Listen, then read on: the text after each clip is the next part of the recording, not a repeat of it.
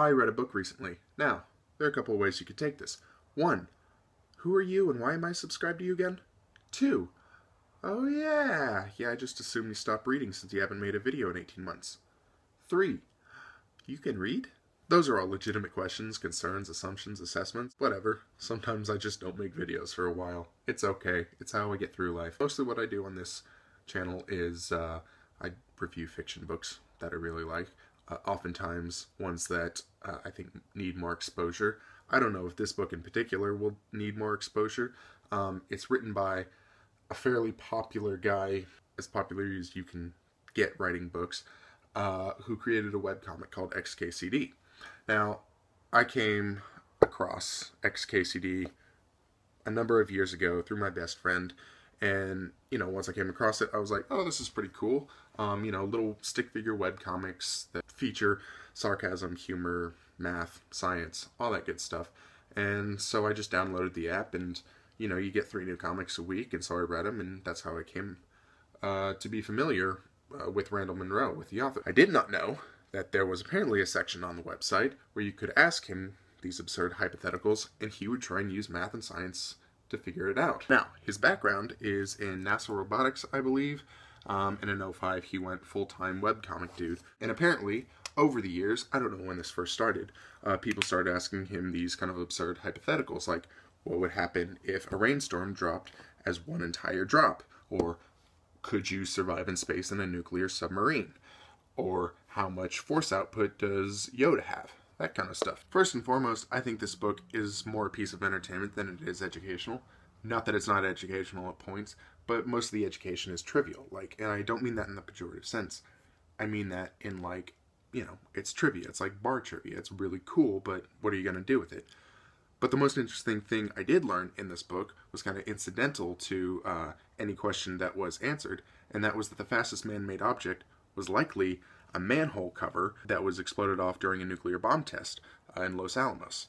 I forget which state exactly Los Alamos was in. It's one of the desert states that, we put atomic bombs in and don't care what happens. The fastest thing that we ever designed to go, essentially, was a satellite that went around, if I'm remembering correctly, something like 70,000 miles an hour.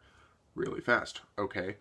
But apparently, they did calculations based on the force of both the atomic test and with a couple camera views that they had, they know at the very least baseline it had to be going like 66,000, and it was probably closer to like 100, maybe 150,000 miles an hour, which is really fast. And I like to think, probably like a lot of readers did, that it's somewhere like orbiting up there in Earth or something, so that the chick from Gravity will eventually smash into it, or that it's landed on the moon, and in 100 years when we go back and revisit it, we'll be like, oh my god, a manhole cover, I wonder what's underneath. And it's just because we were stupid with nuclear stuff. But he informed the reader in the book that it was likely burned up in the atmosphere upon re-entry, which is sad. He's pretty thorough in his answers. More often than not, the answer is it would blow up. It doesn't matter what the question is. A lot of stuff blows up when people get into weird hypotheticals.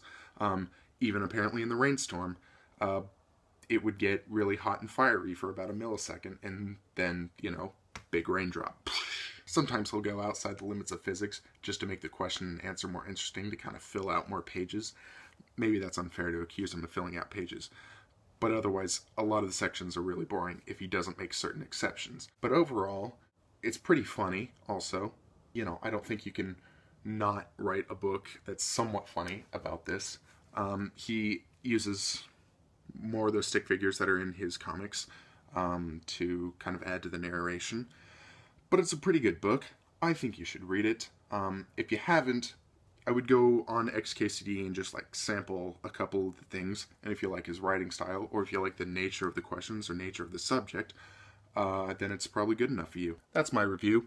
I don't know if I'm going to make more book reviews. It's possible. If you're interested, I review most books that I read on Goodreads. You can go down, link in the description, if you're interested, again, in following me. If you're a Goodreads person, if you have no idea what that is, you should get on Goodreads. It's a pretty cool site. You can also follow me on Twitter. I also write stuff occasionally, mostly fiction. You can I'll put a link to that website down below. Links in the website. Go visit the description box.